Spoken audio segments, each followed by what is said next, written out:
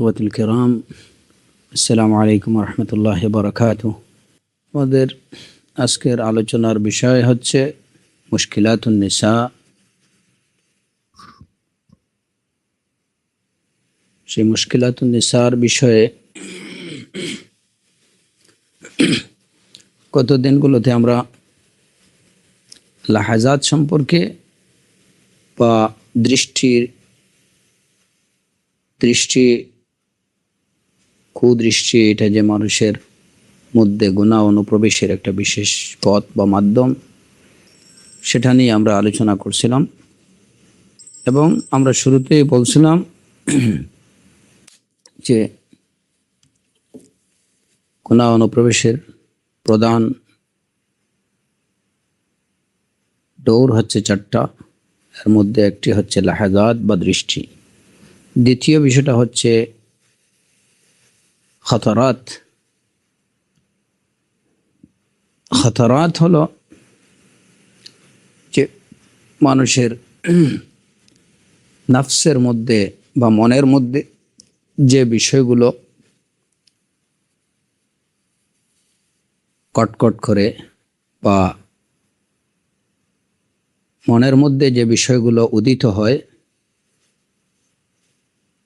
কিংবা আমরা যদি সাহিত্যিক ভাষায় বলি তাহলে সেটাকে বলতে হবে যে মনের খুনে যে বিষয়গুলো উকিঝুঁকি মারে, এগুলো কি হচ্ছে? এগুলো হচ্ছে খাতারাত। এই খাতারাত হচ্ছে, বা এই যে মনের মধ্যে কোনো কিছুর উদয় ঘটা, মনের মধ্যে কোনো বিষয় কটকট করা, নক করা, মনের মধ্যে কোনো কিছু উকিঝুঁকি মারা, এটা হচ্ছে বান্দার মধ্যে গুনাহ অনুপ্রবেশের দ্বিতীয় আরেকটি পথ।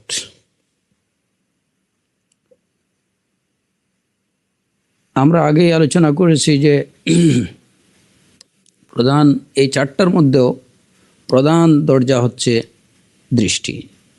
দৃষ্টির মাধ্যমে যে বিষয়টা আসে সেটা সরাসরি চলে যায় অন্তরের মধ্যে, মানুষের নফসের মধ্যে।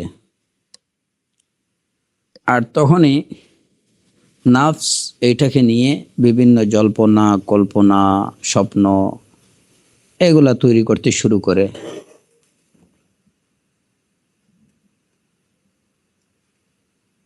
তাহলে দেখা যায় যে হঠাৎ করে মানুষের মনের মধ্যে, সাধারণত মনের মধ্যে হঠাৎ করে কোনো কিছু আসে না।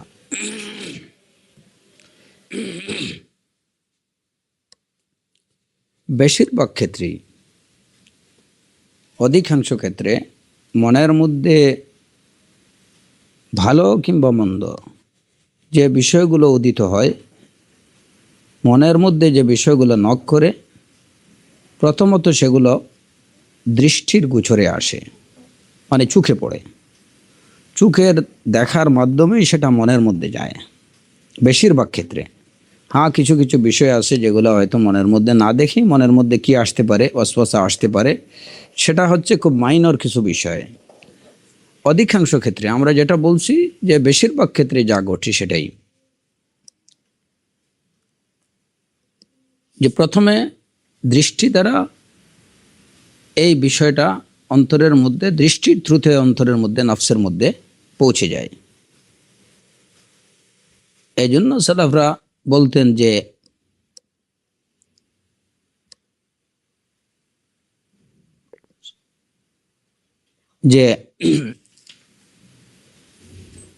এক মুহূর্তের দৃষ্টি এটা সারা জীবনের জন্য কান্না হতে পারে, সারা জীবনের জন্য আফসোস বা হাসরতের বিষয় হতে পারে। এবং এই দৃষ্টিটা মানুষের জন্য হায় হতাশ, তার জীবনকে ছন্নছাড়া করে ফেলতে পারে, তার জীবনকে বিপন্ন করে তুলতে পারে এক মুহূর্তের দৃষ্টি। কারণ দৃষ্টির কাজ দৃষ্টির মধ্যে সীমাবদ্ধ থাকে না, এটা চলে যায় নাফসের মধ্যে। নাফসের মধ্যে যাওয়ার সাথে সাথেই নাফস এইটাকে নিয়ে কল্পনা জল্পনা এবং বিভিন্ন ধরনের স্বপ্ন তৈরি করতে শুরু করে। আর এভাবেই দেখা যায় যে একজন সুস্থ সবল মানুষ দিনে দিনে আয়ুহীন, হীনবল দিন দিন হয়ে পড়ে। দিন দিন সে দুর্বল হয়ে পড়ে, দিন দিন সে তার জীবনটা একদম সব কিছু উলটপালট হয়ে যায়। দৃষ্টির মাধ্যমে যখন বিষয়টা তার কোনো একটা মন্দ বিষয় তার অন্তরের মধ্যে পৌঁছে যায়, তখনই তার এই সমস্যাগুলো দেখা দেয়। এর জন্য খাতারাত হচ্ছে যে বিষয়গুলো অন্তরের মধ্যে মানুষের মনের মধ্যে উদিত হয়, এটা অত্যন্ত অত্যন্ত বিপজ্জনক একটা বিষয়। কারণ এই খাতারাত হচ্ছে বা নাফস হচ্ছে ভালো এবং মন্দ ধারণের স্থল হচ্ছে নাফস। এই নাফস হচ্ছে ভালো এবং মন্দ ধারণের স্থল। এই নাফস থেকেই বিভিন্ন ইচ্ছা, তারপরে বিভিন্ন যে সংকল্প, ধারণা, এই সবগুলো তৈরি হয় এই নাফস থেকে।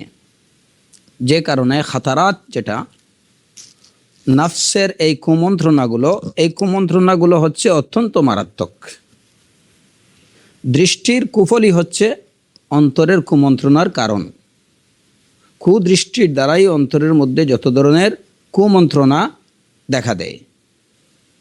এই কারণে যদি কেউ প্রথমত যে তার দৃষ্টিকে যদি সে সংযত রাখতে পারে, তাহলে অন্তরের যে কুমন্ত্রণা যেগুলো অন্তরে সেই কুমন্ত্রণাগুলো দেখা দেওয়ার সম্ভাবনা থাকে না। আর যদি দৃষ্টিকে সে নিয়ন্ত্রণ না করতে পারে, তাহলে অবশ্যই এই চোখের মাধ্যমে অন্তরের মধ্যে মন্দ জিনিসগুলো পৌঁছে যাবে। আর তখনই এগুলো নিয়ে অন্তর ব্যস্ত হয়ে পড়বে। আর যখন অন্তর মন্দ কোনো কাজ নিয়ে, বিষয় নিয়ে ব্যস্ত হয়ে পড়বে, তখন এটা খুব সহজেই আল্লাহর জিকির থেকে গাফিল হয়ে যাবে।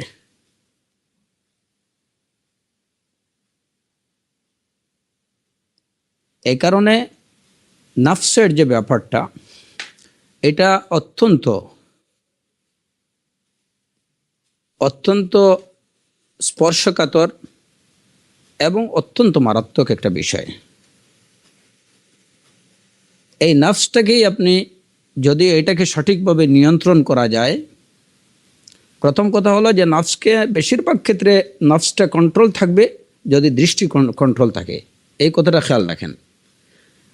এর পরের বিষয় হলো যে যেহেতু এমনও কিছু বিষয় আছে যেগুলো চোখের বাইরে, অর্থাৎ দৃষ্টি ছাড়াও যেগুলো মনের মধ্যে পৌঁছে যেতে পারে, কিংবা দৃষ্টিকে সঠিকভাবে সংযত রাখার বা যেমন নিজের অসচেতনতার কারণে কোনোভাবে যদি কোনো মন্দ কিছু অন্তরে ঢুকে যায়, তাহলে এটি হবে অন্তরের জন্য, তখনই অন্তর এটা নিয়ে ব্যস্ত হয়ে পড়ে। যদি চোখকে নিয়ন্ত্রণ করা যায় তাহলে বেশিরভাগ ক্ষেত্রেই অন্তর নিয়ন্ত্রিত থাকবে। যদি চোখকে নিয়ন্ত্রণ না করা যায় তাহলে এই অন্তর সমস্যায় পড়ে যাবে। তো এই অন্তরটা হচ্ছে অত্যন্ত সেন্সিটিভ একটা একটা জিনিস। এইটার মধ্যে ভালো এবং মন্দ দুইটাই থাকে। এই নাফস যদি এটাকে নিয়ন্ত্রণে রাখা যায়, যদি নিজের চোখের হেফাজত এবং অন্যান্য অঙ্গ প্রত্যঙ্গের হেফাজতের দ্বারা যদি নফসকে নিয়ন্ত্রণ করা যায়, নিজের হাওয়াকে নিয়ন্ত্রণ করা যায়, তাহলে এই নফসটাই নফসে মুতমাইন্নাতে পর্যবসিত হবে। আর যদি এটাকে নিয়ন্ত্রণ না করা যায়, তাহলে এই নফসে আম্মারা হয়ে থাকবে। সাধারণত নফস নফসের যে স্বভাব বা বৈশিষ্ট্য হচ্ছে ইন্নান নাফসা লাআম্মারাতুম বিসসু, নফস সবসময় মানুষকে মন্দ কাজের নির্দেশ দিয়ে থাকে। এটা হচ্ছে নফসের তার আসলে স্বভাবটাই এটা। তো এই মন্দ স্বভাবকে পরিবর্তন করে এটাকে যদি নফসে মুতমাইন্নাতে পর্যবসিত করতে হয় বা নফসে আম্মারাকে যদি নফসে মুতমাইন্নাতে পরিণত করতে হয়, তাহলে প্রথমত নিজের চোখকে গার্ড দিতে হবে, যাতে নফসের মধ্যে কোনো ধরনের খাতারাত মানে কুমন্ত্রণা না ঢোকার সুযোগ না পায়, নফসের মধ্যে কোনো ধরনের বাজে জিনিস যেন উদিত না হয়। তো নফসকে যদি নিয়ন্ত্রণ করা যায় এই কুমন্ত্রণাগুলোকে, তাহলে এই কুমন্ত্রণাগুলোকে যদি নিয়ন্ত্রণ করা যায় তাহলে নফসের লাগাম টেনে ধরা এটা সম্ভব। আর যদি এই কুমন্ত্রণাগুলোকে যদি নিয়ন্ত্রণ করা না যায়, তাহলে তখন এই খাতারাতগুলো, এই কুমন্ত্রণাগুলো আপনার উপরে বিজয়ী হয়ে যাবে। ইমাম ইবনুল কাইয়িম রাহিমাহুল্লাহ তিনি বলেছেন যে নফস এটা হচ্ছে ভালো এবং মন্দের উৎপত্তিস্থল হচ্ছে নফস। এই নফস থেকেই কিন্তু বিভিন্ন ইচ্ছা, বিভিন্ন আগ্রহ, বিভিন্ন সংকল্প এইগুলা দেখা দেয় নফস থেকে। যে ব্যক্তি তার এই নফসের খাতারাতগুলোকে, কুমন্ত্রণাগুলোকে বা নফসের মধ্যে যে বিষয়গুলো উদিত হয় সেগুলোকে যদি যে নিয়ন্ত্রণ করতে পারবে, তাহলে সে তার নফসের লাগাম টেনে ধরতে পারবে। আর যদি তার এই নফসের কুমন্ত্রণাগুলোকে বা নফসের কুমন্ত্রণা থেকে যদি নফসকে সে সংরক্ষণ করতে না পারে, তাহলে অবস্থা হবে সম্পূর্ণ বিপরীত। অর্থাৎ তখন এই কুমন্ত্রণাগুলো তার নফসের লাগাম টেনে ধরবে, তখন সে এই কুমন্ত্রণার কাছে ব্যক্তি জিম্মি হয়ে পড়বে, নফসের কুমন্ত্রণার কাছে ব্যক্তি জিম্মি হয়ে পড়বে। এই কুমন্ত্রণাগুলো যখন বারবার মনের মধ্যে নখ করতে থাকবে, উদিত হতে থাকবে, এক পর্যায়ে এই কুমন্ত্রণাগুলো বা নফসের মধ্যে যে বিষয়গুলো উকিঝুঁকি মারছে সেগুলোই কিন্তু তার আশা এবং আকাঙ্ক্ষায় পরিণত হবে। তাহলে কি দেখা গেল যে দৃষ্টির মাধ্যমে প্রথমে নফসের মধ্যে আসে কুমন্ত্রণা, খাতারাত, বিভিন্ন বিষয় উদিত হয়। এই বিষয়গুলোকে যদি বেশিক্ষণ মনের মধ্যে থাকে, তাহলেই সেটা কিন্তু পরবর্তীতে আশা এবং আকাঙ্ক্ষায় পরিণত হয়, কিংবা যেটাকে বলা যায় যে শাহওয়াত, তখন এইটা তার মানে প্রবল চাহিদায় পরিণত হয়, শাহওয়াতে পরিণত হয়ে যায়, যে কোনো উপায়ে মরিয়া হয়েও সে এটাকে বাস্তবায়ন করতে চাইবে।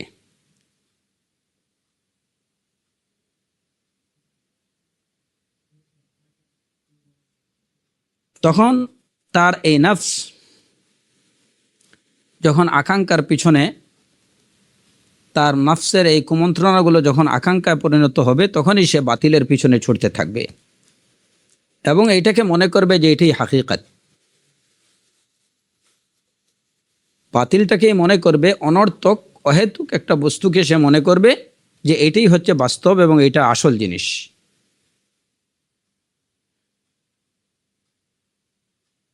যেমন কোরআনে কারীমে আল্লাহ আযজা ওয়া জাল উদাহরণ দিয়ে বলেছেন, কাসারাবিম বিকিআহ ইয়াহসাবুহু আয-যামআনু মাআ হাত্তা ইযা জাআহু লাম ইয়াজিদহু শাইআ ওয়া ওয়াজাদাল্লাহা ইনদাহু ফাওয়াফাহু হিসাবাহু ওয়াল্লাহু সারিউল হিসাব।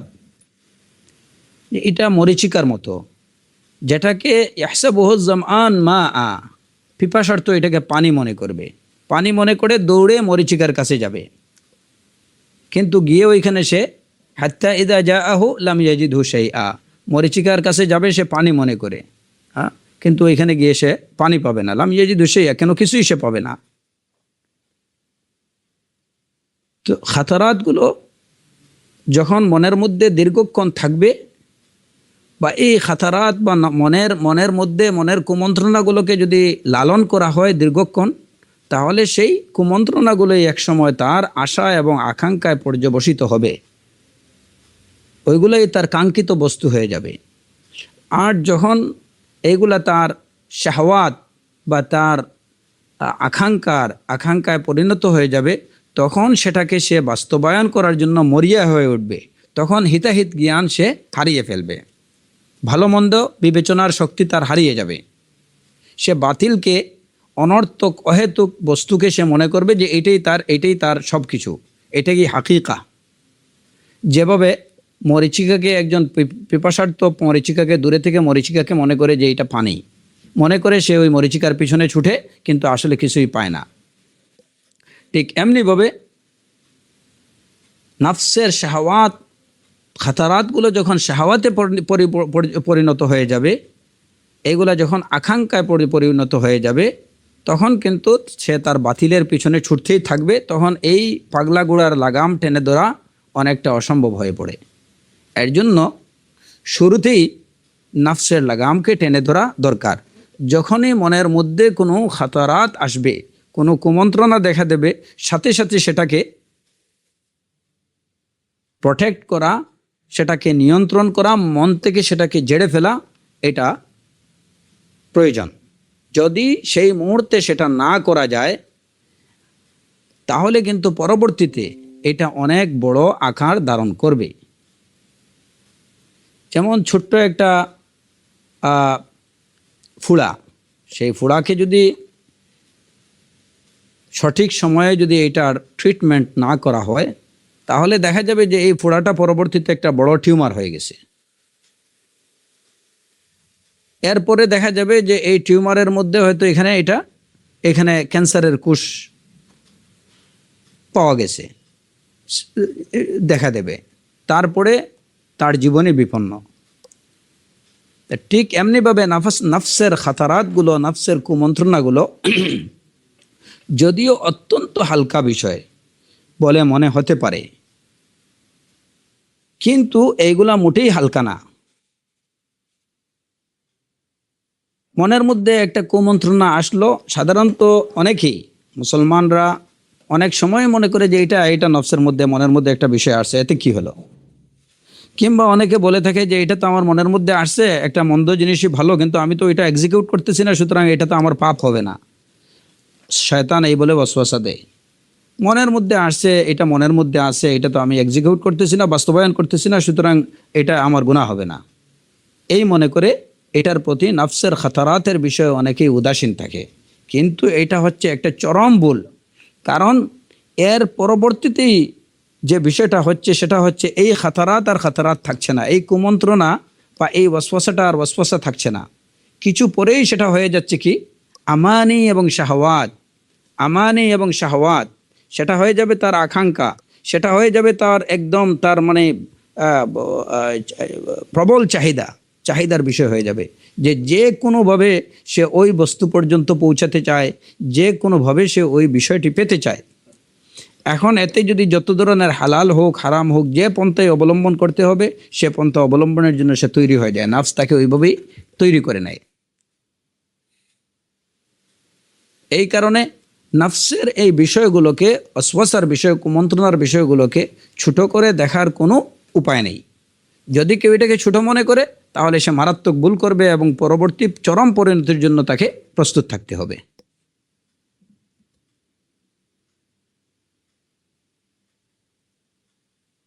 এই কারণে যে কারো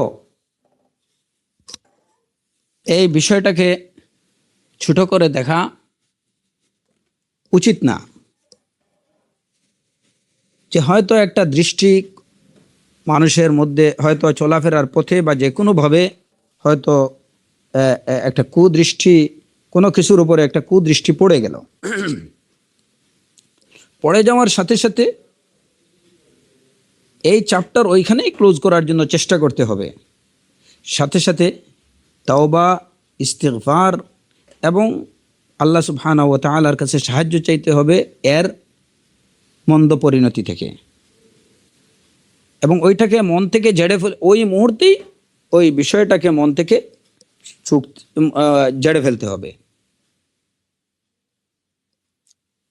তারপরে যদি কোনোভাবে সেই বিষয়টা মনের মধ্যে উকিঝুঁকি দিতে শুরু করে, তাহলে সেখানেই তার লাগাম টেনে ধরতে হবে।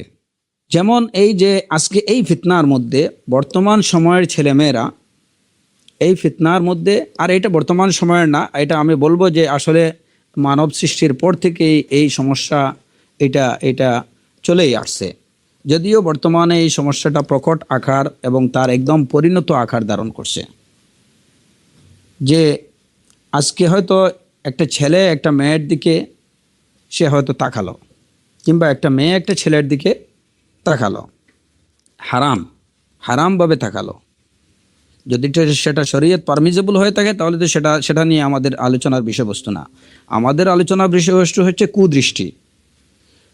হারাম নিষিদ্ধ বস্তুর প্রতি যদি সে তাকালো, একটা ছেলে একটা গায়ের মাহরাম মেয়ের দিকে তাকালো, কিংবা একটা মেয়ে একটা গায়ের মাহরাম ছেলের দিকে তাকালো, তাকানোর সাথে সাথেই যদি প্রথম দৃষ্টিটা তার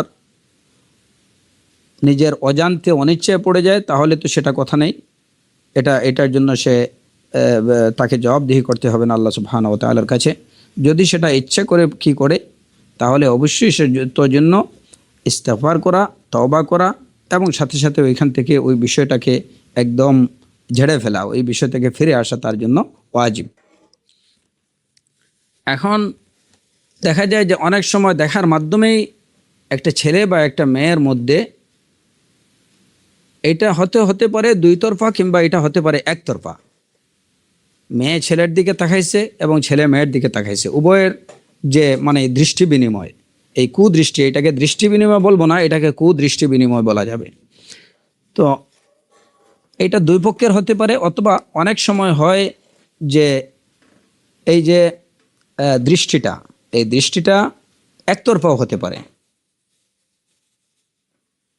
সাহমুম মাসমুম মিন সিহামে ইবলিস, এই যে নজরা যেটা বা দৃষ্টিপাত, এই কুদৃষ্টিটা হচ্ছে ইবলিসের একটা তীর, বিষাক্ত তীর।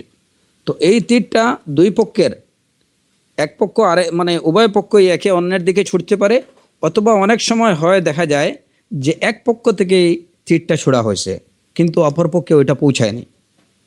হয়তো দূর থেকে একটা ছেলে খুব গভীর মনোযোগ সহকারে একটা মেয়েকে দেখছে, অথচ মেয়ে এই বিষয়ে কোনো কিছু জানেই না, সে এদিকে তার কোনো ভ্রুক্ষেপই নেই, তাহলে তার এই বিষাক্ত তীরটা কিন্তু ওই জায়গাতে পৌঁছালো না।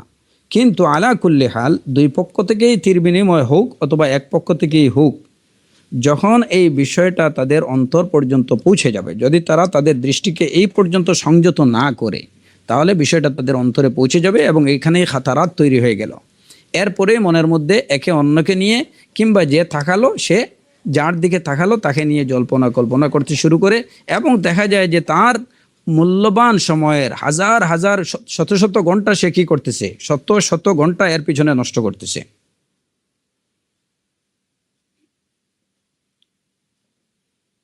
তো এই খাতারাত থেকেই এরপরে শুরু হলো যে যত অন্যায় কাজ। এখন সে তার এই বিষয়টা, যে বিষয়টার প্রতি সে তাকাইছিল, ওই তাকানোর কারণে এটা তার মনের মধ্যে পৌঁছে গেল। মনের মধ্যে পৌঁছার পরে এটা নিয়ে যখন সে মন থেকেও ঝেড়ে ফেলার চেষ্টা করবে না সাথে সাথে, তখন কি হয়ে যায় যে কোনোভাবে সে ওই বস্তুটা বা ওই বিষয়টাকে সে পেতে চাইবে, এবং তোর জন্য যদি প্রয়োজন হয় সে তার বাবা মাকে হত্যা করবে। হ্যাঁ, এবং এই ঘটনাগুলো আমাদের সমাজে অহরহ ঘটছে।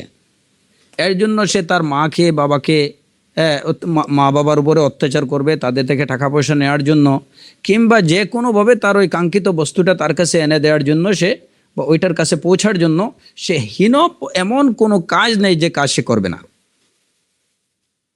এমন কি দেখা যায় যে একজন, যেগুলো আমরা পত্রপত্রিকায় প্রায়ই দেখি, যে একজন বিবাহিত মহিলা, হ্যাঁ, সে তার ওই হয়তো তার কাঙ্ক্ষিত কারো কাছে যাওয়ার জন্য নিজের স্বামী তো দূরের কথা, নিজের সন্তানকে শ্বাসরোধ করে হত্যা করছে।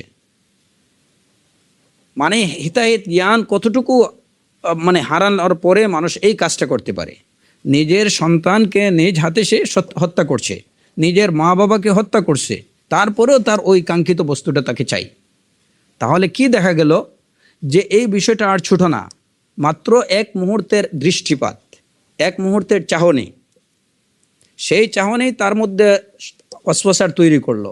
সেই ওয়াসওয়াসা এটা আমানি এবং শাহওয়াতে রূপ নিল। এটা তার কাঙ্ক্ষিত বস্তু হয়ে গেল, এটা তার শাহওয়াত হয়ে গেল। আর শাহওয়াত যখন হয়ে যায়, তখন কিন্তু এটাকে আর সামাল দেয়া, এটাকে নিয়ন্ত্রণ করা অনেক কঠিন হয়ে যায়।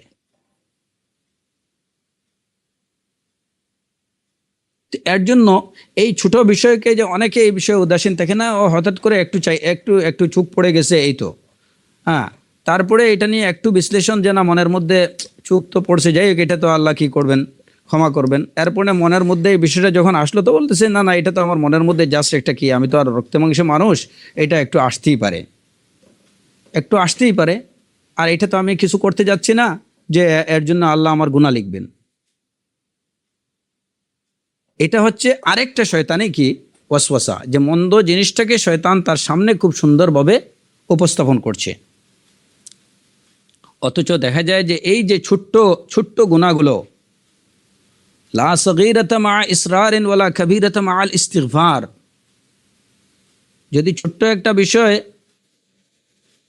বারবার করা হয়, তাহলে সেটা কিন্তু আর ছোট থাকে না, এটা সগীরা থাকে না। আর কোনো বড় গুনাহ, কবিরা গুনাহ যদি সাথে সাথে বান্দা এটার থেকে ইস্তিগফার করে নেয়, তাহলে সেটা আর কবিরা থাকে না।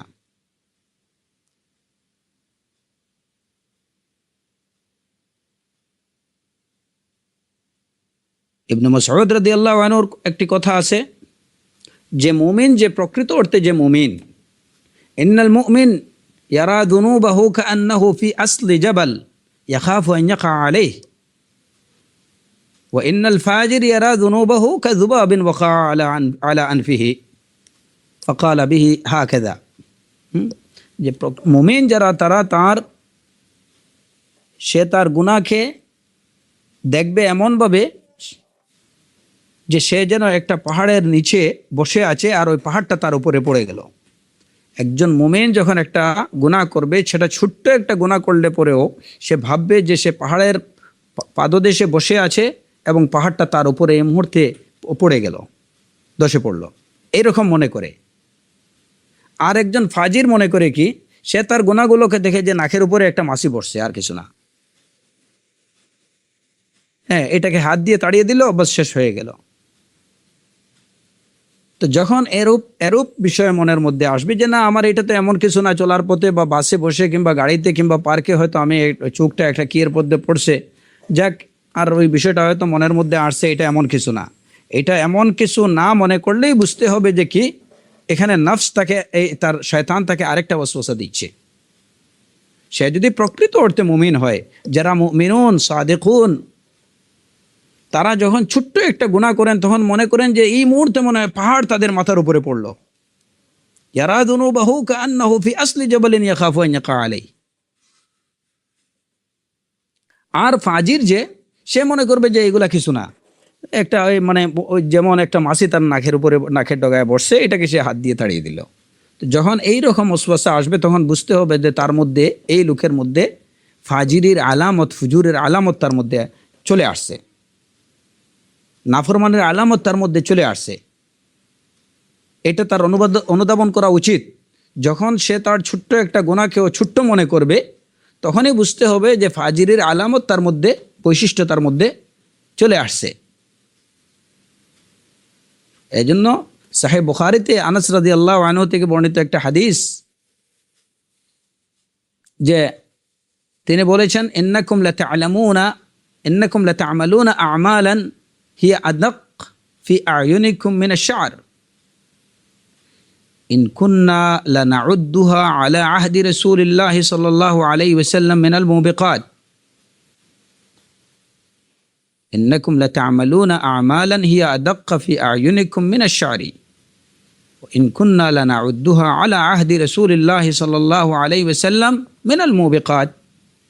যে তোমরা এমন কিছু আমল করবে যেগুলা তোমাদের চোখে মনে হবে যে এগুলা চুল থেকেও আরো ছোট, চুল থেকেও আরো ক্ষুদ্র। অথচ এই বিষয়টাকেই সেম বিষয়টাকেই আমরা রাসূলুল্লাহ সাল্লাল্লাহু আলাইহি ওয়াসাল্লামের সময়ে ওই আমলটাকে আমরা মনে করতাম মিনাল মুবিকাত, মিনাল মুহলিকাত, এটা ধ্বংসকারী আমল হিসেবে আমরা ওইটাকে অনেক বড় মনে করতাম।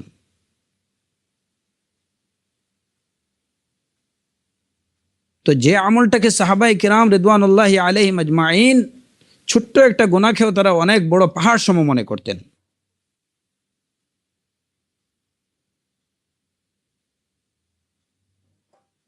এজন্য মুমিনের উচিত যে ছোট হোক, ছোট কোনো সাগীরা কোনো গুনাহ যদি তার থেকে হয়ে যায়, তাহলে তার উচিত সাথে সাথে এটা থেকে ফিরে থাকা, এটা থেকে এটা বর্জন করা এবং আল্লাহ সুবহানাহু ওয়া তাআলার কাছে ইস্তিগফার করা।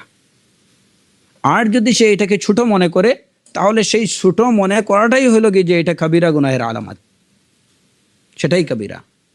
লা তাহকিরান্না সাগীরাতান ইন্নাল জিবালা মিনাল হাসা। কোনো ছোট বিষয়কে তুমি ছোট মনে করো না।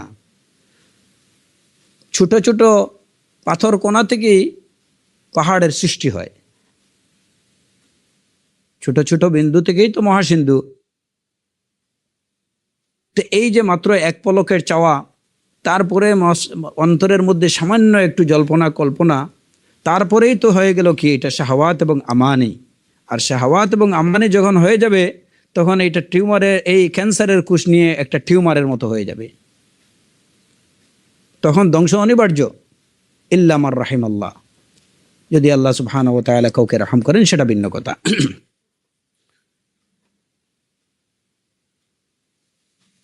সুতরাং বিষয়টা কি? বিষয়টাকে ছোটভাবে দেখা কোনোভাবেই ঠিক হবে না।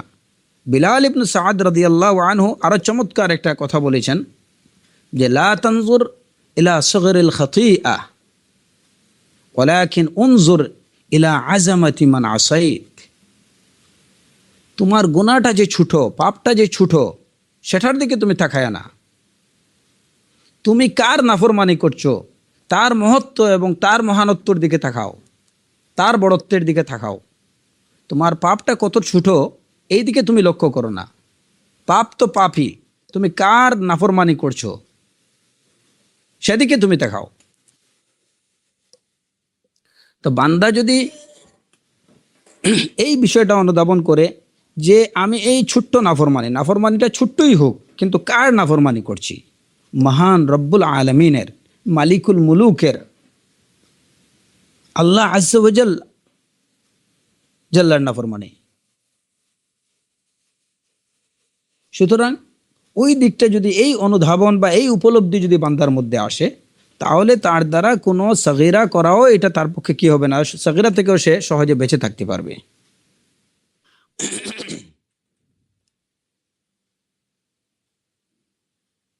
আর যদি সাগীরাকে সে সাগীরা মনে করে বা ওই যে নাকের ডগায় মাছির মতো মনে করে, তাহলে এইটা হচ্ছে যে সে ফাজিরের পথে এগিয়ে যাচ্ছে। এটারই আলামত হচ্ছে এই এই এই উপলব্ধি বা এ ধরনের চিন্তা ভাবনা।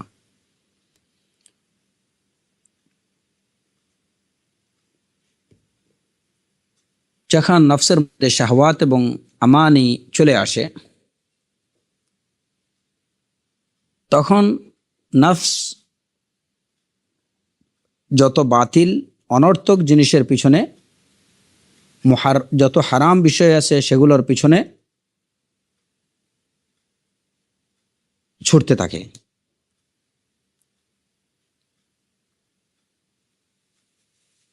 এবং এটাই হচ্ছে এই যে অনর্থক, এই যে স্বপ্ন, যেগুলাকে বলা হয় যে দিবা স্বপ্ন বা অনর্থক যে স্বপ্নগুলা, সেই স্বপ্নগুলোর পিছনে ছুটা এবং বাতিল এবং অনর্থক জিনিসগুলোকে পুঁজি করে চলা, এইটা হচ্ছে মূলত এই এই এই মুফলিস যারা, দ্বীনের ক্ষেত্রে যারা মুফলিস, বেকার যারা, এদের মূল পুঁজি হচ্ছে এই আমানি বাতিলা এবং শাহওয়াতগুলো হচ্ছে তাদের পুঁজি।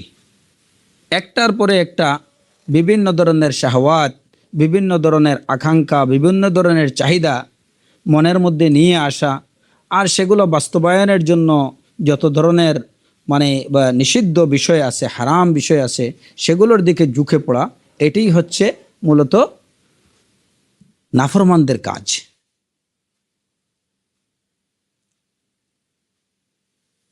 তখন সে বিভিন্ন ধরনের খেয়াল, তার মনের মধ্যে বিভিন্ন ধরনের কল্পনা সে এবং বিভিন্ন ধরনের ছবি আঁকতে থাকে।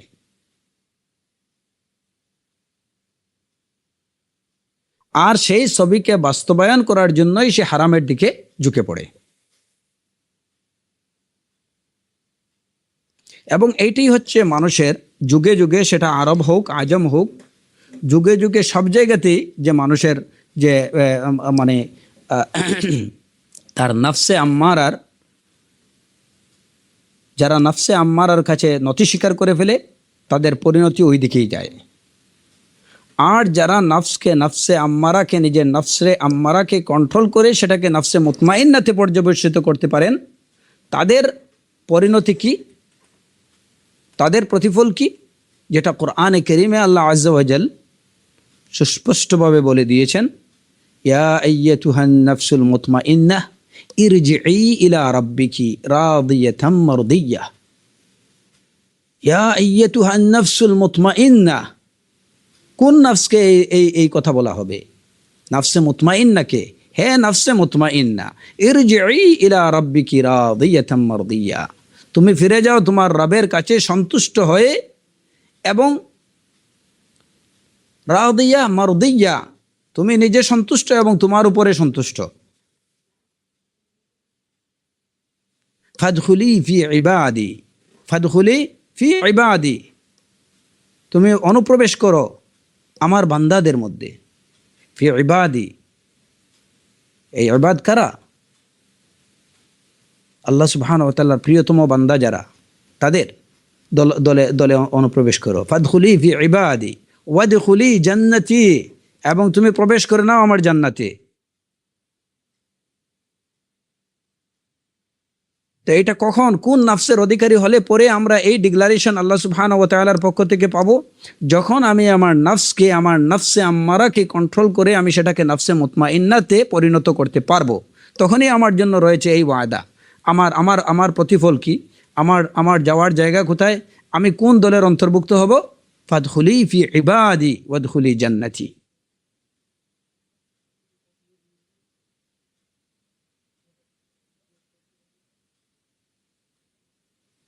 وأما من خاف مقام ربه ونهى النفس عن الهوى فإن الجنة هي المأوى।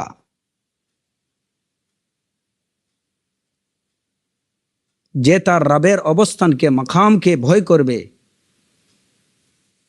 ওয়ানাহান নাফসা আনিল হাওয়া, এবং নিজের নফসকে হাওয়া থেকে, ওই যে শাহওয়াত আমানি এগুলা থেকে নিজের নফসকে যে বিরত রাখবে, ফাইন্নাল জান্নাতা হিয়াল মাওয়া, তাহলে তার ঠিকানা হচ্ছে জান্নাহ। ফাইন্নাল জান্নাহ হিয়াল মাওয়া, জান্নাতই হচ্ছে তার ঠিকানা।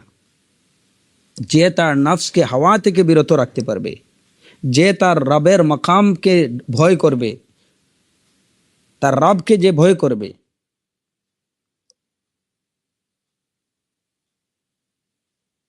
আর পক্ষান্তরে যারা এর বিরোধী কাজ করবে, ওমান আ'রাদা আন যিকরি ফাইন্না লাহু মাঈশাতান দানকা ওয়া নাহশুরুহু ইয়াওমাল কিয়ামাতি আ'মা। ওমান আ'রাদা আন যিকরি ফাইন্না লাহু মাঈশাতান দানকা, যে আল্লাহর জিকির থেকে মুখ ফিরিয়ে নেবে, ফাইন্না লাহু মাঈশাতান দানকা, তার জন্য অত্যন্ত সংকীর্ণ জীবন থাকবে, এবং কিয়ামতের দিন আল্লাহ সুবহানাহু ওয়া তাআলা তাকে অন্ধ করে উঠাবেন। ওয়া নাহশুরুহু ইয়াওমাল কিয়ামাতি আ'মা ক্বালা রাব্বি লিমা হাশারতানি আ'মা ওয়া ক্বাদ কুনতু বাসীরা। হে আল্লাহ, কেন তুমি আমাকে আজকে অন্ধ করে তুমি এই হাশরের ময়দানে তুমি উঠালে? আমি তো দুনিয়াতে চক্ষুষ্মান ছিলাম। ক্বালা কাযালিকা আতাতকা আয়াতুনা ফানাসীতাহা ওয়া কাযালিকা আল-ইয়াওমা তুনসা। এমনিভাবে তোমার কাছে আমার নিদর্শনগুলো আসছিল, তুমি ওইগুলোকে দিব্যি ভুলে গেছিলে। ওয়া কাযালিকা আল-ইয়াওমা তুনসা, ঠিক এমনিভাবে তোমার বিষয়টাও আজকে আমি ভুলে গেছি। কি ছিলে তুমি, চক্ষুষ্মান না অন্ধ? ওয়াকাযালিকা আল-ইয়াওমা তুনসা, এইভাবে তোমার বিষয়টাও ভুলে যাওয়া হয়েছে।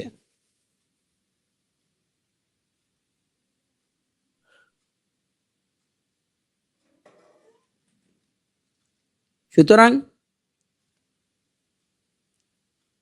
এই নাফসের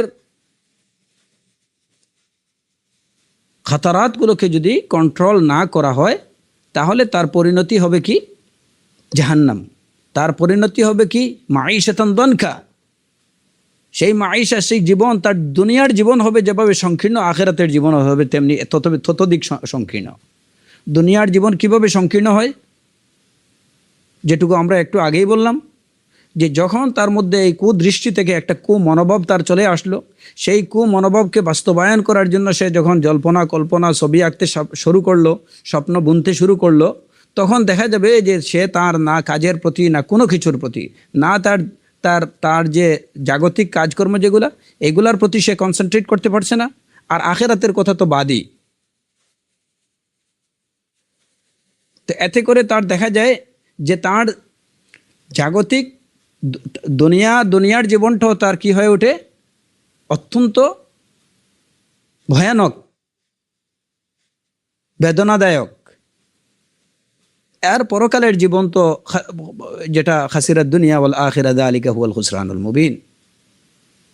আর এইটার বাস্তব যে বিষয়গুলো দেখেন যে কিভাবে, যেমন আমরা বললাম যে এই দৃষ্টি থেকে, কুদৃষ্টি থেকে কুমনোভাব, সেই কুমনোভাবের বাস্তবায়নের জন্য একজন মহিলা তার সন্তানকে শ্বাসরোধ করে হত্যা করতে পারে। একজন পিতা নিজের সন্তানকে হত্যা করতে পারে। একটা মেয়ে তার বাবা মাকে নিজ হাতে হত্যা করতে পারে। একটা ছেলে তার বাবাকে হত্যা করতে পারে, মাকে হত্যা করতে পারে। তো এর থেকে আর খারাপ কাজ কি হতে পারে? ওই আমানি এবং শাহওয়াতগুলোকে বাস্তবায়ন করার জন্যই এসবগুলো। তার জীবন হবে সংকীর্ণ হয়ে ওঠে কিভাবে? এর আরও নমুনা আপনারা দেখেন, যেটা আমাদের সমাজে আমাদের চোখের সামনেই বিদ্যমান।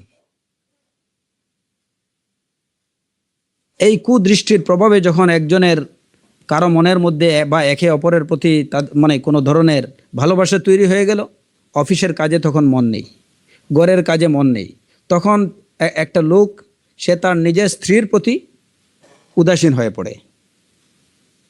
কারণ কি? ওই যে হারাম বিষয়ের প্রতি তার কুদৃষ্টি, এবং কুদৃষ্টি থেকে কুমনোভাব, সেই কুমনোভাব থেকে তার আশা আকাঙ্ক্ষা, এবং সেই আশা আকাঙ্ক্ষার বাস্তবায়নের জন্য সে এখন পেরেশান, ওইটা নিয়েই সে ব্যস্ত। এখন নিজের স্ত্রীকে তার কাছে আর কি পছন্দ লাগছে না। এখন মনে হচ্ছে যে দুনিয়ার সবচেয়ে নিকৃষ্ট মহিলা হলো তার স্ত্রী, আর সবচেয়ে সুন্দরী, পরমা সুন্দরী হলো ওই পথের দেখা ওই মেয়েটা, বা তার অফিসের সেই মেয়েটি। এই অবস্থা যখন, যে তখন নিজের স্ত্রীর প্রতি যখন উদাসীনতা দিনের পর দিন চলতে থাকে, তখন ওই মহিলা কি করবে? খুব স্বাভাবিকভাবে সেই মহিলা, তার প্রতি ওই মহিলার যে আকর্ষণ, মহাব্বা, এই মহাব্বাটা বিলুপ হয়ে যাবে, কমে যাবে,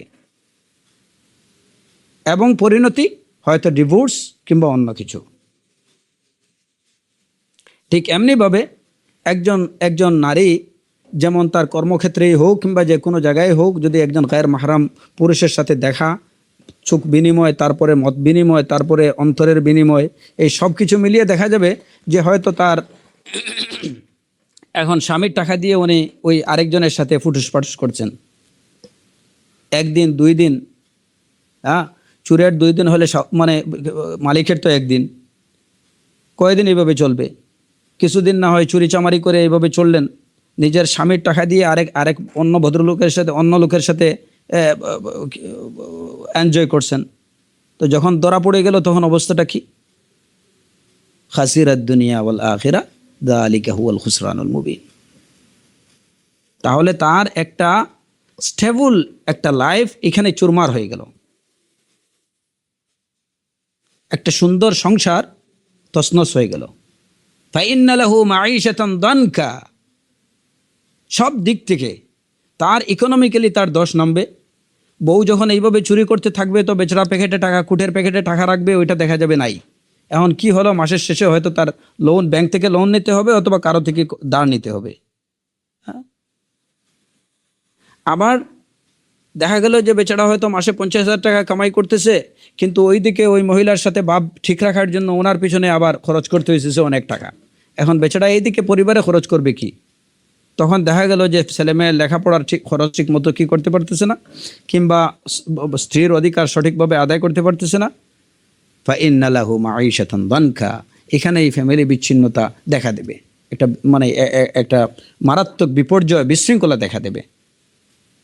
ফাইন্না লাহু মাঈশাতান দানকা, সব দিকেই বিপর্যয়।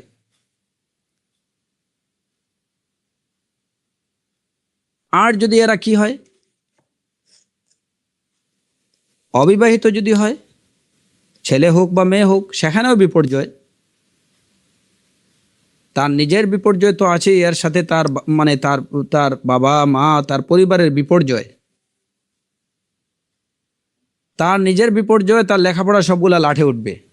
যখন যখন একটা ছেলে বা একটা মেয়ে এই ধরনের কুমন্ত্রণা নিয়ে কাজ শুরু করবে, তখনই তার লেখাপড়া দেখা যাবে যে অবশ্যই মানে কি হচ্ছে, তার রেজাল্ট খারাপ হচ্ছে, তারপরে কি তার মানে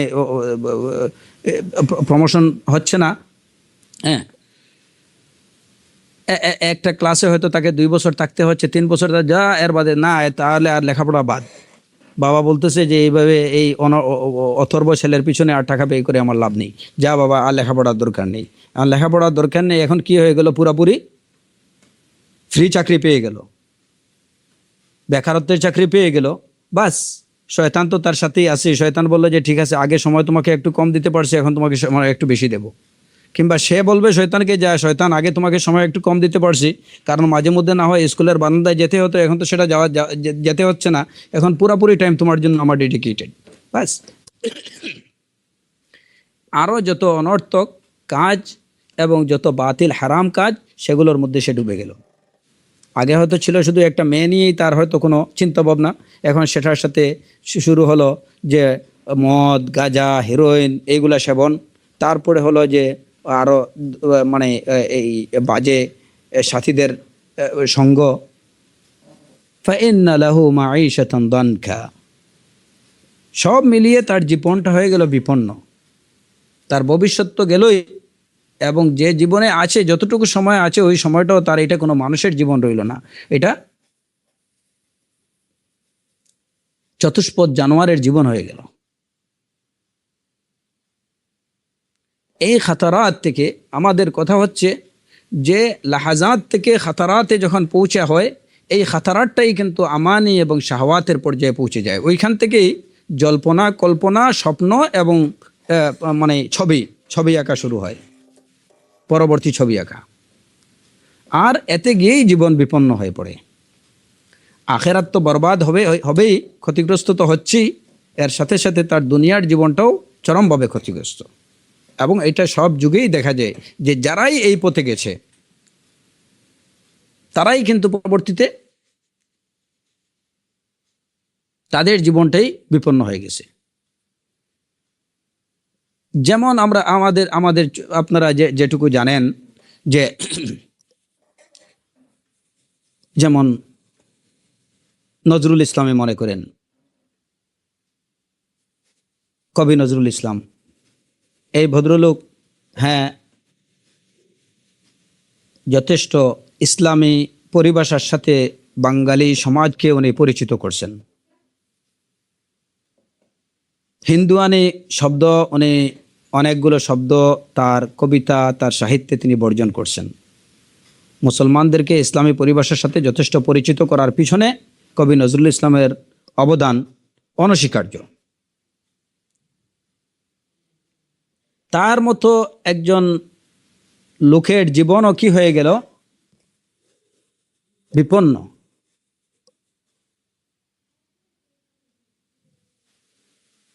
আসলে ওইটাকে তার, উনি যে লাইফ উপভোগ করছেন, অমুসলিমদের কথা আমরা বাদই দিলাম, নামদারি হোক তথাপি তো মুসলিম,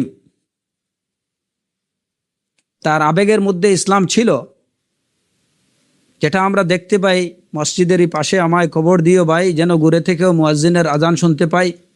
এই ধরনের কবিতা থেকে বোঝা যায় যে তার মধ্যে ইসলামের প্রতি আবেগ ছিল। কিন্তু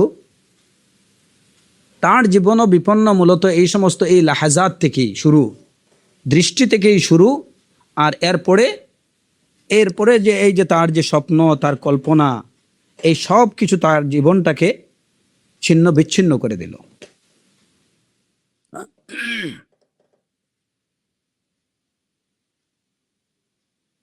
যেমন এই এই এই যে আলোচনাটা, এটা আখ ইমরান এটাকে অফ রেকর্ড রাখবেন।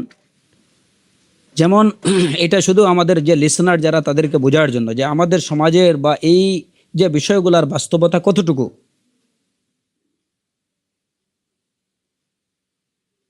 তার নিজের কথা থেকেই সেটা জানা যায়। কোন কুলে আজ ভিড়ল তরি এখন সোনার গায়ে, আমার বাটির তরি আবার কেন উজান যেতে চায়। হ্যাঁ, আমার নিভিয়ে দিয়ে ঘরের বাতি, ডেকেছিলে ঝড়ের রাথি, কে এলে মোর সুরের সাথী গানের কিনারায়। এই সবই ছিল তার কল্পনা, কিন্তু সে নিজেই স্বীকার করছে, কোন খুলে আজ ভিড়ল তরি এখন সোনার গায়ে, ভাটির তরি আবার উজান যেতে চায়। মানে সব কিছু উলট পালট হয়ে গেছে তার জীবনটা।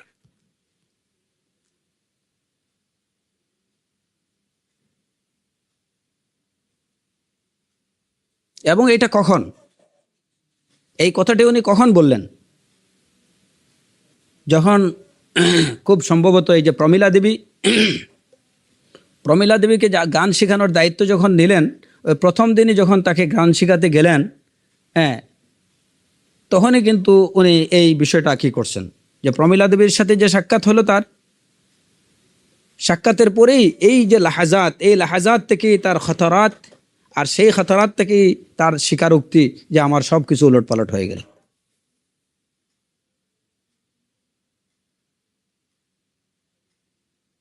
প্রত্যেকটাই, এটা কবি সাহিত্যিক, ইভেন মুসলমান কবি সাহিত্যিকদের মধ্যেও এই বিষয়গুলো অত্যন্ত মারাত্মকভাবে দেখা গেছে। এই যে জল্পনা কল্পনা, আমাদের আলোচনার মাহাল্লে ইস্তিশহাদ হচ্ছে জল্পনা কল্পনা, স্বপ্ন। এবং এইগুলা যে এই যে খাতারাত থেকে যে বিষয়গুলো তৈরি হয়, শাহওয়াত, এই শাহওয়াতগুলো হচ্ছে আমানি কাদিবা। এটা সম্পূর্ণ মিথ্যা এবং অনর্থক কিছু জল্পনা কল্পনা, সম্পূর্ণ মিথ্যা কিছু স্বপ্ন, সম্পূর্ণ মিথ্যা কিছু ছবি। জাহিলিয়াতেও ঠিক এমনিভাবে দেখবেন, এই যে ইমরাউল কাইস, তারও কি এইভাবে জল্পনা কল্পনা। কিফান আবকি মিন যিকরা হাবিবি ওয়া মানজিলি বিসিকফিল লিওয়াম বাইনা আদ-দুখুলি ফাহুমালি তরাবা আলাল আরামি ফি আরাসাতিহা ওয়া কিয়ানিহা কাআন্নাহু হাব্বা ফিল ফিলি। অনেক দূরের থেকে দাঁড়িয়ে বেচারা দেখতেছে যে উটের লেদা বা গোবরকে সে বলতেছে যে এটা হচ্ছে হাব্বা ফিলফিলি। এটাকে দেখা যাচ্ছে কি এর মতো, গোলমরিচের দানার মতো।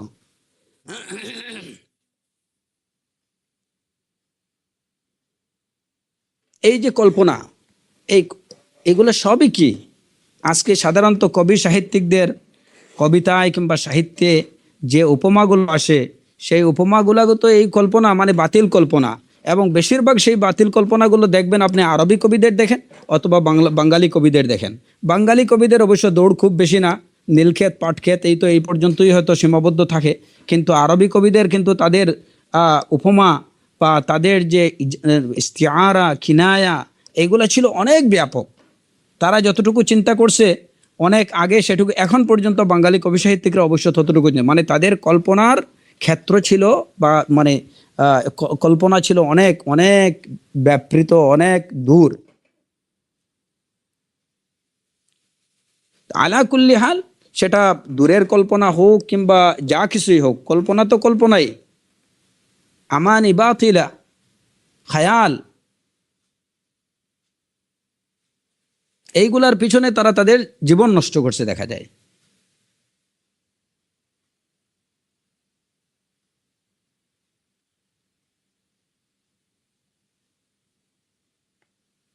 এই কারণে এই যে ওমা আল্লামনাহু শি'রা ওমা ইয়ানবাগি লাহ, কোরআনে কারীমে আল্লাহ আযজা ওয়া জাল রাসূলুল্লাহ সাল্লাল্লাহু আলাইহি ওয়াসাল্লাম সম্পর্কে বলছেন যে ওমা আল্লামনাহু শি'র, আমি তাকে শি'র শিক্ষা দিইনি। ওমা ইয়াম্বাগি লা, এবং এটা তার জন্য উচিত না, তার জন্য এটা তার জন্য যথার্থ না। এর কারণ কি, যে এই যে বেশিরভাগ কবিতা এইগুলাতে যে কল্পনাগুলো করা হয় সেই কল্পনাগুলো একদম বাতিল, একদম কাল্পনিক, যেগুলোর পিছনে কবি সাহিত্যিকরা তাদের জীবন ব্যয় করছে শুধুমাত্র বাতিল কল্পনা করে। আর এই বেশিরভাগ বাতিল কল্পনাগুলোই আপনারা দেখবেন যে রম্য কবিতা হোক কিংবা প্রেম ভালোবাসার কবিতা হোক, সেগুলোতে কিন্তু মূল বিষয়বস্তু হতো একজন নারী অথবা একজন নর, একজন পুরুষ অথবা একজন নারী। গাদাইরুহা মুস্তাশজারাতুন ইলাল উলা তাদিল্লুল ইকাসু ফি মুসান্না ওয়া মুরসালি। হ্যাঁ, এই যে আরবি কবিতাগুলো, যে একজন একজন একজন নারীর তার চুলের খোপা নিয়ে ওইটাকে কি করতেছে, ওইটাকে উপমা দিচ্ছে। গাদাইরুহা মুস্তাশজারাতুন ইলাল উলা তাদিল্লুল ইকাস ফি মুসান্না ওয়া মুরসালি। এই সবগুলোই হলো কি খায়াল। এই খায়ালটা কোথা থেকে আসে? এই খায়ালটা নজর থেকে, লাহাজাত থেকে, এই খাতারাত, আর এই খাতারাত থেকে এর পিছনে তার জীবন নষ্ট করা। সুতরাং এই আলোচনার মূল উদ্দেশ্য হচ্ছে যে লাহাজাত বা আপনার কুদৃষ্টিকে আপনি সামান্য মনে করবেন না। তারপরের বিষয় হচ্ছে যে আপনার মনের মধ্যে যদি কোনো ওয়াসওয়াসা কুমন্ত্রণা আসে, সেটাকে আপনি যেখানে আসছে ওই জায়গাতে স্টপ করে দিন, এটাকে আর সামনে যেতে দিয়েন না।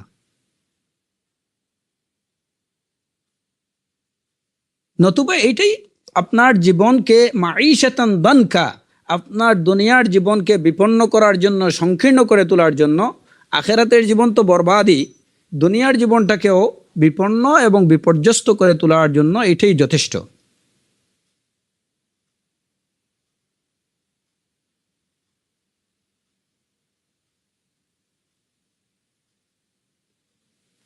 এই বিষয়টা অত্যন্ত মারাত্মক।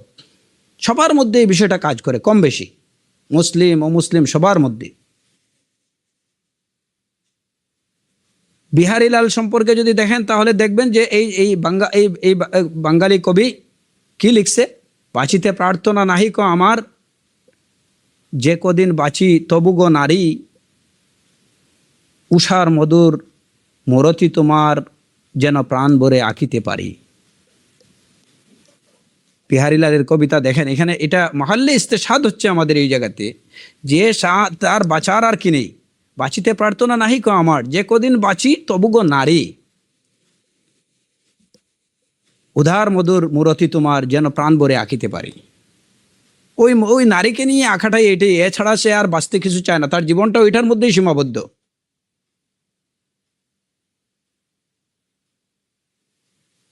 তো শায়াতিন মিনাল ইনস ওয়াল জিন যারা আছে, তাদের মধ্যে কিন্তু আসলে এই আকুতি, যে সে বাঁচতে চায়, মনে করে যে তার বাঁচার উপাদান ওই একটাই, হয় নর নতুবা নারী।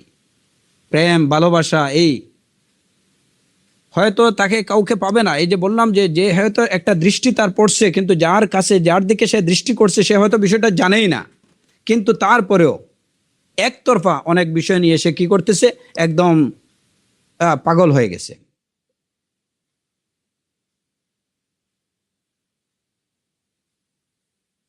কুরআনে কারীমের জন্য আল্লাহ সুবহানাহু ওয়া তাআলা যথার্থই ইরশাদ করেছেন, যুয়্যিনা লিন-নাসি হুব্বুশ শাহাওয়াতি মিনান নিসাই ওয়াল বানিন ওয়াল কানাতিরিল মুকানতারাতি মিনাজ যাহাবি ওয়াল ফিদ্দাতি ওয়াল খাইলিল মুসাওওয়ামাতি ওয়াল আনআমি ওয়াল হারস যালিকা মাতাউল হায়াতিদ দুনিয়া ওয়াল্লাহু ইনদাহু হুসনুল মাআব।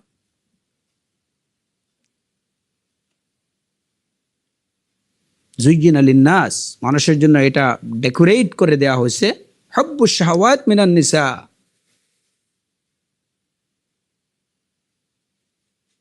তো এই শাহওয়াত থেকে যদি বেঁচে না থাকতে পারে, এবং আল্লাহ সুবহানাহু ওয়া তাআলা বলছেন এইগুলা হচ্ছে এই যে নিসা বানিন কানাতির, এইগুলার যে মুহাব্বা, এইগুলার শাহওয়াত, এগুলা মাতাউল হায়াতিদ দুনিয়া, দুনিয়ার উপকরণ এগুলো। আর এই দুনিয়ার উপকরণগুলো সম্পর্কে আল্লাহ আযজা ওয়া জাল্লা কি বলছেন, ওমাল হায়াতুদ দুনিয়া ইল্লা মাতাউল গুরুর।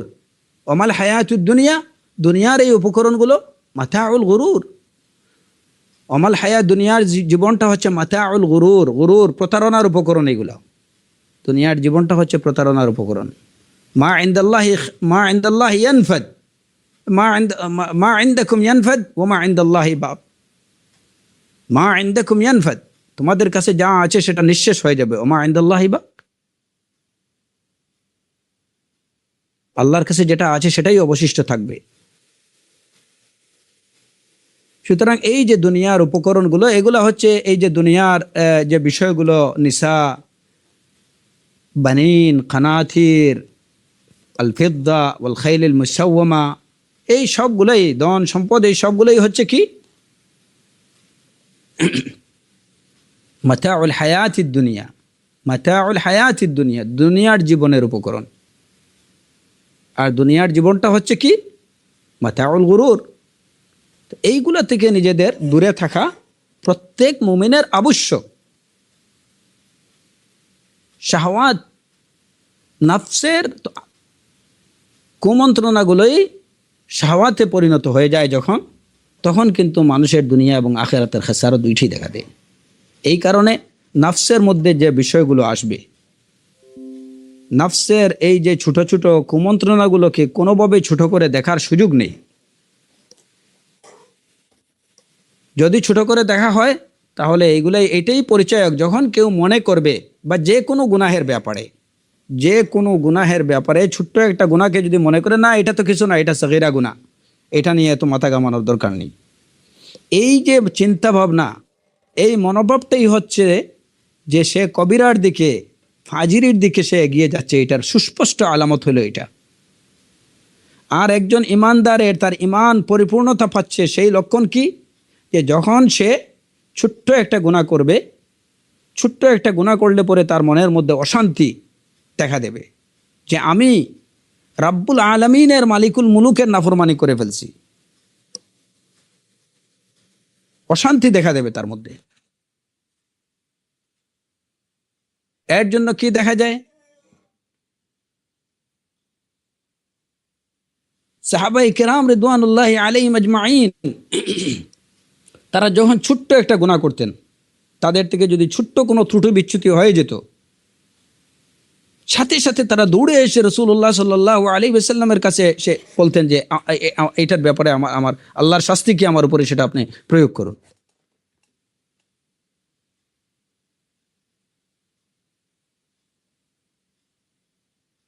যে সাহাবী রিদওয়ান রাদিয়াল্লাহু আনহু, তার মানবিক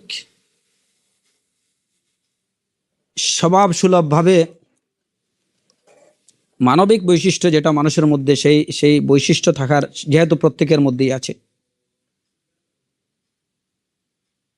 একজন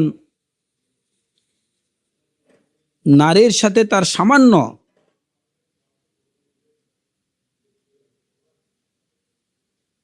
বিষয় হয়ে গেল, খুব সামান্য বিষয়,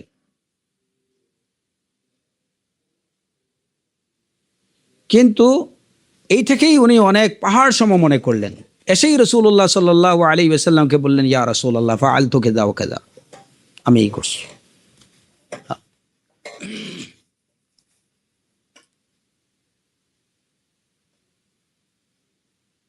গুনাহকে তারা সহ্য করতে পারতেন না, হয়তো বিষয়টা এমন কিছু ছিল না, খুব সামান্য, তারপরে রাসূলুল্লাহ সাল্লাল্লাহু আলাইহি ওয়াসাল্লামের কাছে এসে বলছেন ফাআলতু কাযা ওয়া কাযা, আপনি আমার উপরে আমি এই করছি, হাত কায়েম করেন, আল্লাহ কি বলেন ওই শাস্তি, আল্লাহ নির্ধারিত শাস্তি প্রয়োগ করেন। ওই বিষয়ে কোনো শাস্তি তখন পর্যন্ত কি ছিল না। রাসূলুল্লাহ সাল্লাল্লাহু আলাইহি ওয়াসাল্লাম একটু সময় নিলেন, কিছুক্ষণ পরে তারপরে ওয়াহী আসলো, আকিমিস সালাতা তারাফাইন নাহার ওয়া যুলাফাম মিনাল লাইল ইন্নাল হাসানাত ইউযহিবনাস সাইয়্যাত যালিকা যিকরা লিয-যাকিরিন। আল্লাহ আযজা ওয়া জাল তার নবীর কাছে ওয়াহী পাঠালেন এই আয়াত দিয়ে, সালাত কায়েম করো দিনের দুই প্রান্তে এবং রাতের এক অংশে। ইন্নাল হাসানাত ইউযহিবনাস সাইয়্যাত, নিশ্চয় ভালো কাজগুলো মন্দ কাজগুলোকে দূর করে দেয়। যালিকা যিকরা লিয-যাকিরিন, এটা হচ্ছে রিমাইন্ডার, স্মরণিকা, নাসিহা, জিকরা লিজ্জাকিরিন।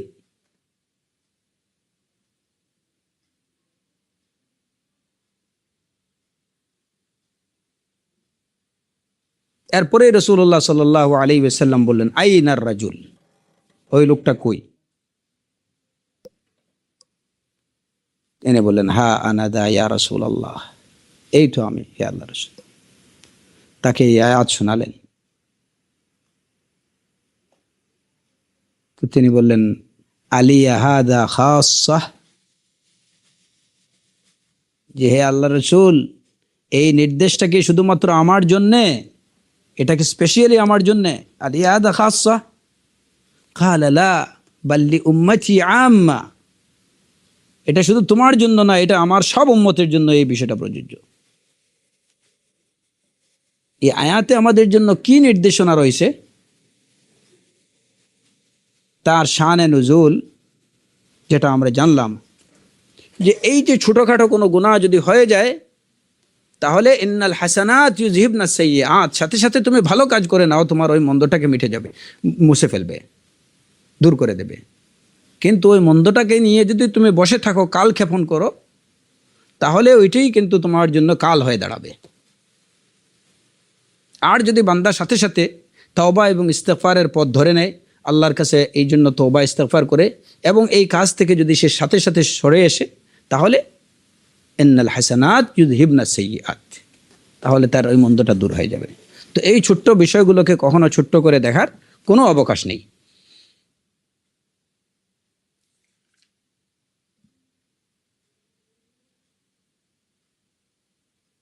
এই নফসের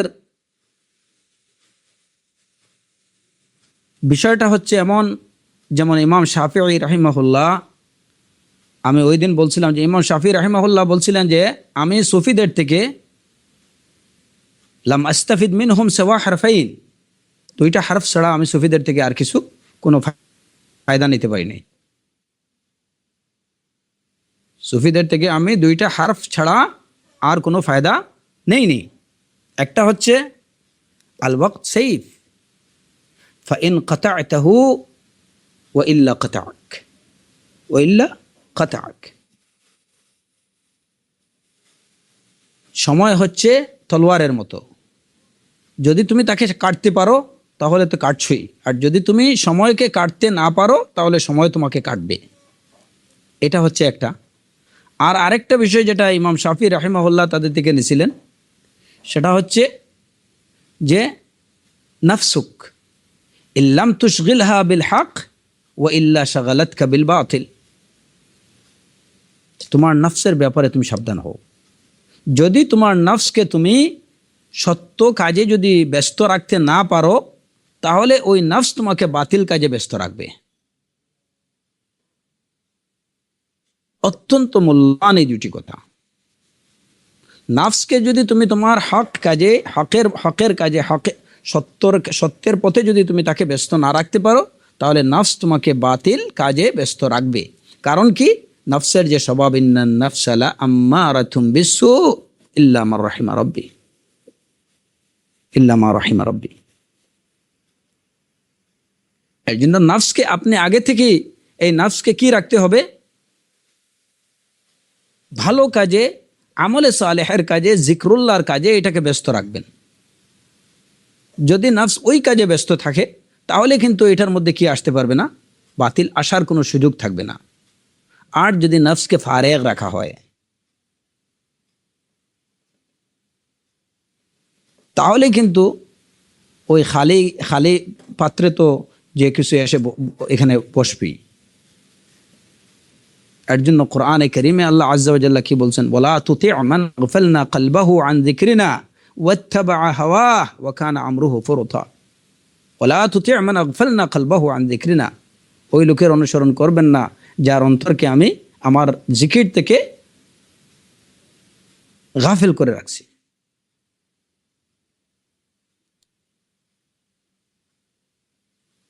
ওয়াত্তাবা'a হাওয়াহ, এবং যে ব্যক্তি তার হাওয়ার অনুসরণ করে চলছে, তার অনুসরণ করবেন না।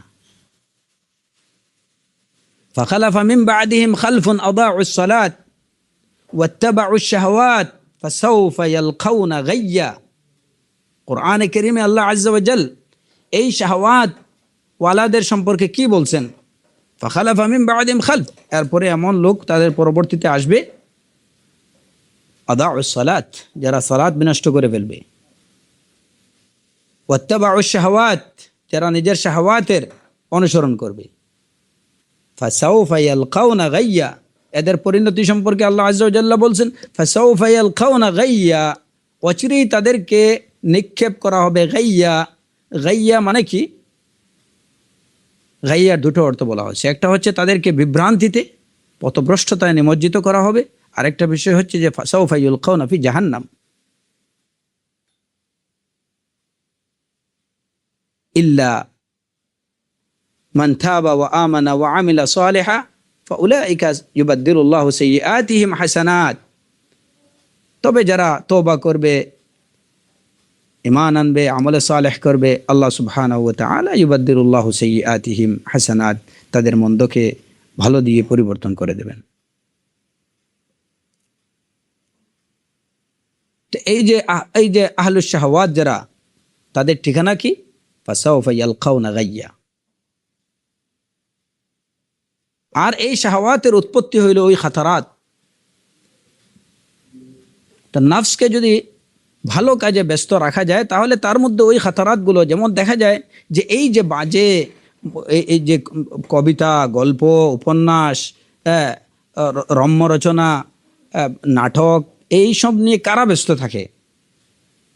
যে অন্তরের মধ্যে, যে অন্তর জিক্রুল্লাহ থেকে সম্পূর্ণ গাফিল, যে যে যে লোকগুলো আল্লাহর জিকির থেকে সম্পূর্ণ নিজের মুখকে ফিরিয়ে নিয়েছে, এদের দ্বারাই কিন্তু এই কাজগুলো হয়। আর যে অন্তরের মধ্যে আল্লাহর জিকির আছে, আল্লাহ সুবহানাহু ওয়া তাআলার ফিকির আছে, ওই অন্তরে এই সমস্ত বিষয় নিয়ে জল্পনা কল্পনা আর ছবি আঁকার সময় নেই। আল্লাযীনা আমানু ওয়া তাতমাইন্নু কুলুবুহুম বিযিকরিল্লাহ আলা বিযিকরিল্লাহি তাতমাইন্নুল কুলুব, যাদের অন্তর আল্লাযীনা আমানু ওয়া তাতমাইন্নু কুলুবুহুম বিযিকরিল্লাহ, যারা ঈমান এনেছে এবং যাদের অন্তরগুলো আল্লাহর জিকিরে প্রশান্তি লাভ করে, আলা বিযিকরিল্লাহি তাতমাইন্নুল কুলুব, আল্লাহর জিকির দ্বারা অন্তর প্রশান্তি লাভ করে। তো যে কালবের মধ্যে আল্লাহর জিকির থাকবে, ওই অন্তরের মধ্যে হায় হতাশ থাকবে না, ওই অন্তরের মধ্যে কোনো ধরনের হাসাদ থাকবে না, ওই অন্তরের মধ্যে কোনো ধরনের লালসা থাকবে না, ওই অন্তরের মধ্যে কোনো ধরনের বিদ্বেষ থাকবে না, ওই অন্তরের মধ্যে কোনো ধরনের মন্দ শাহওয়াত থাকবে না, ওই অন্তরের মধ্যে কোনো ধরনের হতাশা, কোনো ধরনের পেরেশানি কিচ্ছু থাকবে না।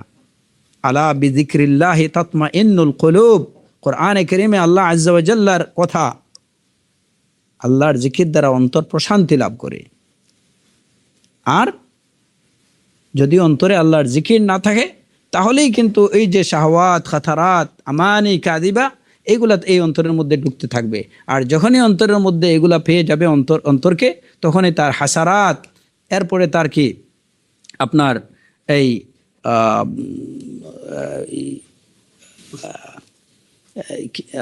আফসোস, হাসারা, এই বিষয়গুলো তার মধ্যে দেখা দেবে।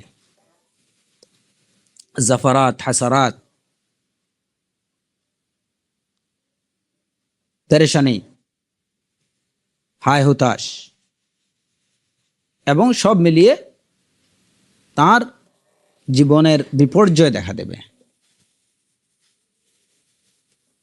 এই নফস এটা হচ্ছে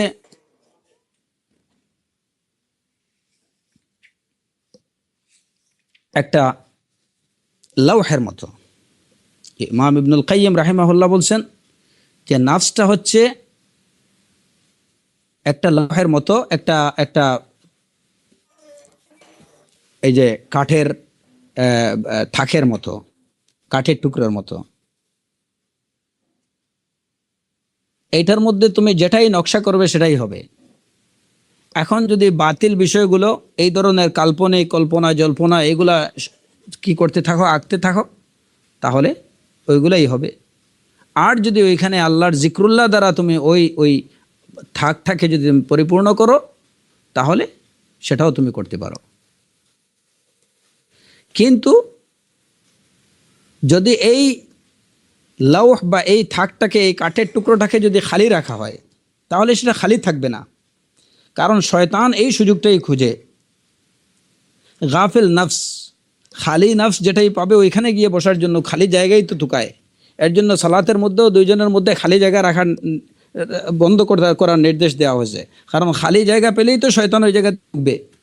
তো আপনার নফসের মতো একটা বিশাল জায়গা, আপনি ওইটাকে যদি আপনি খালি রেখে দেন, তাহলে শয়তান ওইখানে ঢুকতে এক মুহূর্ত বিলম্ব করবে না। আল্লাযী ইউওয়াসওয়িসু ফি সুদুরিন নাস, আর ওইখানে ঢোকার পরেই তার কি শুরু হয়ে যাবে? ওয়াসওয়াসা দেয়া শুরু হয়ে যাবে। আর যদি ওইটাকে আপনি আল্লাহর জিকির দ্বারা পরিপূর্ণ রাখতে পারেন, তাহলে শয়তানের কোনো চান্স নেই। আর শয়তানের চান্স যদি না থাকে, ওইখানে কেবলমাত্র জিকরুল্লাহর উপস্থিতি থাকে, তাহলে ওই নফসের মধ্যে কোনো ধরনের হায় হুতাশ থাকবে না, ওই নফসের মধ্যে কোনো ধরনের পেরেশানি থাকবে না। ওই নফস হবে নফসে মুতমাইন্নাহ। ওই নফসের গন্তব্য হচ্ছে জান্নাত এবং আল্লাহর সন্তুষ্টি। এখানে আরেকটা কথা আমি বলে আজকের আলোচনা শেষ করছি, সেটা হচ্ছে যে এই যে নফসের মধ্যে যে খাতারাতগুলো, নফসের মধ্যে খাতারাত বা বিভিন্ন যে বিষয় কুমন্ত্রণা আসতে পারে, এটা কি না? নফসের মধ্যে কুমন্ত্রণা আসতে পারে, দেখা দিতে পারে, এটা কি না? এটা ক্ষতিকর না।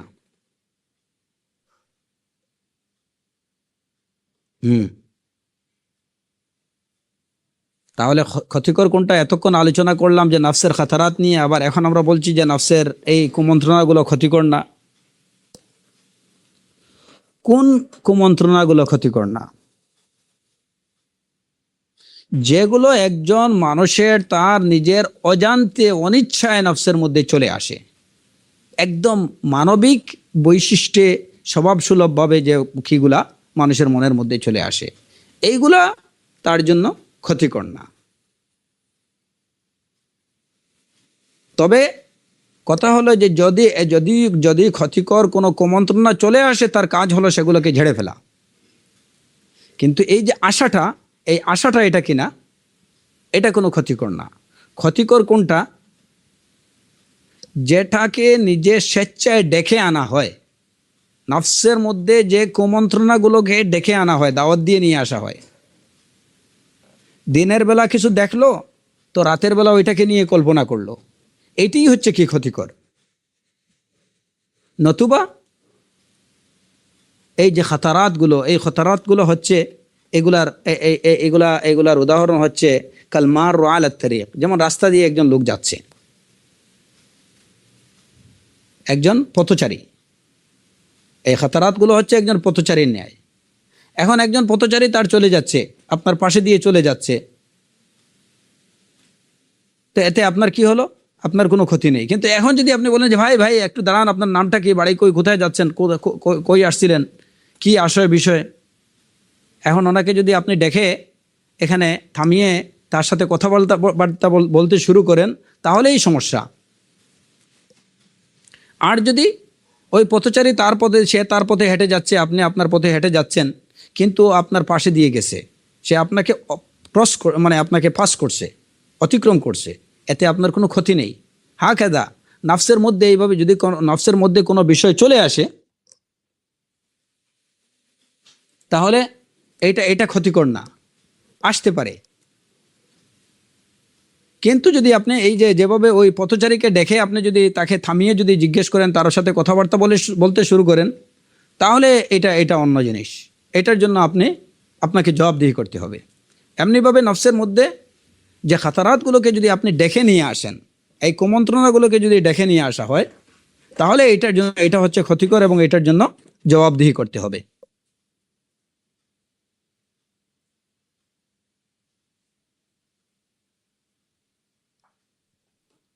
অতএব নফসের খাতারাতগুলো, নফসের মধ্যে ভালো এবং মন্দ দুটো জিনিসই আসতে পারে। মুমিনের কর্তব্য হচ্ছে মন্দ জিনিসগুলো যখনই মনের মধ্যে আসবে তখনই সাথে সাথে সেটাকে মন থেকে ঝেড়ে ফেলে দেয়া এবং আল্লাহ সুবহানাহু ওয়া তাআলার সাহায্য প্রার্থনা করা। যেমন সালাতের মধ্যে যেমন যদি কোনো ওয়াসওয়াসা আসে, তাহলে সেখানে নির্দেশ কি, আপনি সাথে সাথে আউযু বিল্লাহ, আল্লাহর আশ্রয় প্রার্থনা করেন। ঠিক এমনিভাবে নফসের মধ্যে যদি যে খাতারাতগুলো, যদি কোনো মন্দ কোনো খাতারাত আসে, মন্দ কিছু যদি নক করে, তাহলে সাথে সাথে ওইটাকে দূর করার চেষ্টা করেন, আল্লাহ সুবহানাহু ওয়া তাআলা আশ্রয় প্রার্থনা করেন। আর যদি নিজের থেকে কোনো কিছুকে ডেকে নিয়ে আসেন, নিজে বসে খুব ওইটাকে নিয়ে চিন্তা ভাবনা বিশ্লেষণ, ওইটাকে নিয়ে জল্পনা কল্পনা করতে শুরু করলেন, তাহলেই কিন্তু আপনাকে এর জন্য জবাবদিহি করতে হবে। আর এই নফসটাকে কখনো, যদি আপনার নফস যদি খালি থাকে, এটার মধ্যে যদি আল্লাহ সুবহানাহু ওয়া তাআলার জিকির না থাকে, তাহলে আপনি এই বিষয়ে নিশ্চিত থাকতে পারেন যে শয়তান আপনার নফসের মধ্যে অবশ্যই আসবে এবং আপনাকে বিভিন্ন ধরনের ওয়াসওয়াসা কুমন্ত্রণা দিতে থাকবে। এবং এই কুমন্ত্রণাগুলোকে যদি আপনি সাথে সাথে দূর করার চেষ্টা না করেন, তাহলে কিছুক্ষণ পরেই সেগুলা কিন্তু শাহওয়াত এবং আমানি হিসাবে এইগুলা আমানিতে পরিণত হবে। শাহওয়াত এবং আমানিতে যখন যে এই আকাঙ্ক্ষা এবং পরম প্রার্থিত বিষয় হিসাবে, পরম চাহিদা হিসাবে, মানে চরম চাহিদা হিসাবে যখন এইগুলো এই বিষয়গুলো আপনার চরম চাহিদার বস্তু হয়ে যাবে, তখন কিন্তু নফস বা একজন মানুষ তার হিতাহিত জ্ঞান হারিয়ে ফেলবে এবং এই চরম আকাঙ্ক্ষা এবং চাহিদাকে বাস্তবায়ন করার জন্য যে কোনো হারাম কাজে লিপ্ত হওয়া, তার জন্য হারাম কাজে লিপ্ত হতে সে কোনো দ্বিধাবোধ করবে না। এই কারণে প্রত্যেক মুমিন এবং মুসলিমের উচিত নফস নামক এই লৌহকে, এই থাকটাকে কখনো খালি না রাখা, এটাকে আল্লাহর জিকির দিয়ে পরিপূর্ণ করা, নফসে আম্মারাকে নফসে মুতমাইন্নাতে পরিণত করার চেষ্টা করা, যাতে এই নফস নিয়ে আমরা আল্লাহ সুবহানাহু ওয়া তাআলার সন্তুষ্টি অর্জন করতে পারি এবং এই নফসের গন্তব্য যেন হয় জান্নাহ। আল্লাহ সুবহানাহু ওয়া তাআলা আমাদেরকে সেই তৌফিক দান করুন এবং আমাদের প্রত্যেককে নফসের ওয়াসওয়াসা থেকে, কুমন্ত্রণা থেকে হেফাজত করুন। আমাদের নফসে আমরাকে নফসে লাওয়ামা, নফসে মুতমাইন্নাতে পরিণত করার তৌফিক দান করুন। ও আখিরু দাওয়ানা আনিল হামদুলিল্লাহি রাব্বিল আলামিন ওয়া সাল্লাল্লাহু আলা নবিয়িনা মুহাম্মদ ওয়া আলা আলিহি ওয়া সাহবিহি আজমাইন।